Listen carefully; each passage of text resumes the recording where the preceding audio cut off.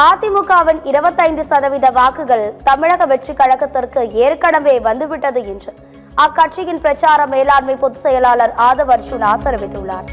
சென்னை வில்லிவாக்கம் சட்டமன்ற தொகுதியில் தவேகா வேட்பாளராக களம் காணும் ஆதவ் அர்ஜுனா செய்தியாளர்களை சந்தித்தார். அப்போது பேசிய அவர், தமிழக வெற்றி கழகத்திற்கு வேட்பாளர்களே இல்லை என பலர் விமர்சித்தனர் என்றும், ஆனால் நேற்று வரை 185 பேர் மனு தாக்கல் செய்துள்ளனர் எனவும் கூறினார்.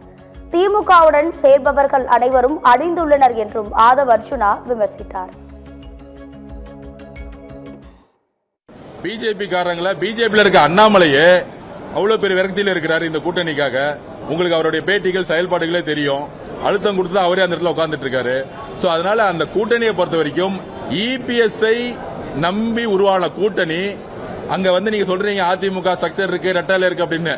அதிமுக கூடிய 25-26% எங்களுக்கு எப்பயோ மூவ் ஆயிடுச்சு. தமிழக வெற்றி கழகம் புரட்சி தலைவர் அம்மாவுக்கு அப்புறம் நம்பிக்கையை அதிமுக தொண்டர்களை இபிஎஸ் மேல இழந்துட்டாங்க.